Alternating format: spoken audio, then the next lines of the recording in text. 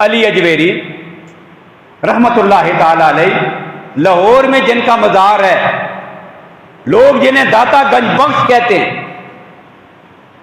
اب یہ جو لقب ہے نا، یہ غیر شرعی ہے، یاد رکھیں. داتا بھی اور گنج بخش بھی. داتا کا عربی میں معنی ہوتا ہے وہاب، اور وہاب جو ہے یہ اللہ کا نام ہے، بہت زیادہ عطا کرنے والا. انک انت الوہاب، میرے اللہ دینے والا صرف تو ہے. یہ قرآن پاک کہتا ہے. ہم نے اللہ کے ولیوں کو وہاب بنا دیا، داتا. اور گنج بخش، گنج خزانے کو کہتے ہیں، اور بخش بخشنے والا، خزانے بخشنے والا. وَعِندَهُ مَفَاتِحُ الْغَیْبِ، کائنات کے سارے خزانوں کی چابیاں تو اللہ کے ہاتھ میں. خزانے بخشنے والا کون؟ اللہ. سب کچھ دینے والا داتا کون؟ اللہ. تو یہ غیر شرعی لقب ہم نے اللہ کے ولیوں کے ساتھ جوڑ دیے. اور جب ان کا رد کیا جائے، جب اس کے قرآن و سنت کی روشنی میں تردید کی جائے، پھر جن کے اندر شرک ہوتا ہے نا، وہ کیا کہتے ہیں؟ کہتے ہیں یہ دیکھو نا، یہ اللہ کے ولیوں کو نہیں مانتے. بھائی اللہ کے بندے، ولیوں کی عظمت کا انکار کرنا براہ راست اللہ کی ذات سے جنگ کرنا ہے. اللہ کے نبی نے نہیں ارشاد فرما دیا تھا من ہاد علی ولی جن، لوگوں جو میرے کسی ولی سے دشمنی رکھے گا فقد آذنتہ بالحرب، میں اسے چیلنج کرتا ہوں میرے ساتھ آ کے میدان میں جنگ کرے. یہ اللہ اور اس کے رسول کے ساتھ جنگ ہے، اولیاء کی دشمنی. یہ کوئی چھوٹا سا کام نہیں، بہت بڑا جرم ہے. لیکن اللہ کی ذات کے، اس کی صفات میں کسی کو شریک کر دینا، اللہ وہاب ہے تو یہ بھی داتا ہے، اللہ خزانے بخشنے والا ہے تو یہ بھی گنج بخش ہے، یہ شرک ہے. تو بہرحال میں کہہ یہ رہا تھا، حضرت عثمان علی اجویری رحمت اللہ تعالی علیہ، کشف المحجوب ان کی کتاب ہے. بہت ساری تصانیف ہیں، مشہور کتاب ہے کشف المحجوب. اس نے ایک واقعہ لکھا. کہتے ہیں اللہ کا بہت بڑا ایک ولی تھا. اس نے اپنے رب سے دعا کی، یا اللہ مجھے بتا دے کہ تیرا سب سے مقرب بندہ کون ہے، جو اس وقت لوگوں میں، مخلوق میں سب سے زیادہ تیرا قریبی ہے، وہ کون ہے. اب کہتے ہیں اللہ نے خواب میں ان کو بتا دیا.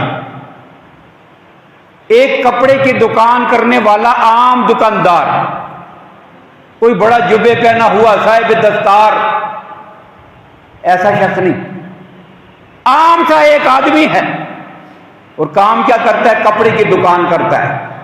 اشارہ ہوا یہ آدمی ہے، یہ اللہ کا اس دور میں سب سے زیادہ مقرب بندہ ہے.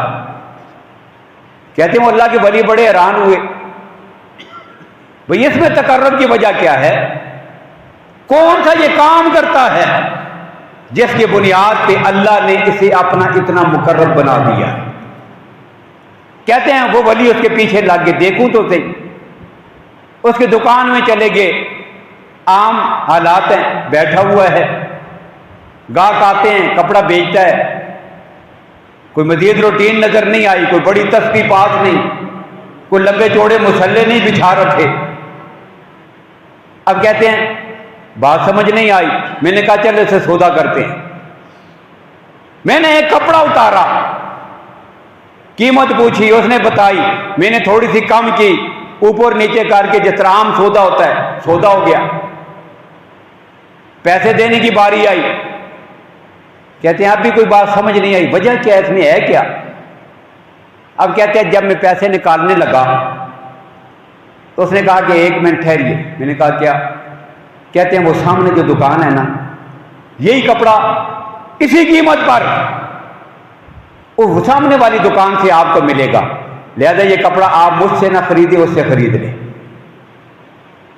اب کہتے ہیں میں سوچ میں پڑ گیا، شاید اس کے بھائی کی دکان ہوگی، اس کے بیٹے کی دکان ہے، اس کی اپنی دکان ہے، دو دکانیں ہوں گی آمنے سامنے، تو اپنی دکان سے دوسری دکان میں بیچ رہا ہے. کہتے ہیں میں سوچ میں پڑ گیا. میری سوچ کے منظر کو دیکھ کر اس نے کہا آپ سوچتے کیا ہیں؟ وہ میرے کسی رشتہ دار کی دکان نہیں ہے، نہ بیٹے کی ہے، نہ میری ہے، نہ بھائی کی ہے، آپ اس سے جا کے خریدے۔ کہتے ہیں میں نے پوچھا میں اس سے کیوں خریدوں؟ تو انہوں نے کہا کہ جتنا مجھے ضرورت تھی اتنے میں نے پیسے کما لیے صبح سے اب تک، جو میرا خرچہ تھا میں نے کما لیا ہے، لیکن میں صبح سے دیکھ رہا تھا اس آدمی کی دکان پہ کوئی گاہک نہیں آیا، لہذا آپ مجھ سے خریدنے کی بجائے اس کے پاس جا کے خریدیں۔ کہتے ہیں مجھے پتہ چل گیا اس کے دل میں جو اپنے بھائی کا یہ درد ہے کہ بھائی میرا کام تو پورا ہو گیا، وہ بھی ضرورت مند ہے سامنے، بس اس عمل کی وجہ سے اللہ نے بتا دیا کہ یہ میرے بندوں میں سب سے زیادہ میرا مقرب بندہ ہے۔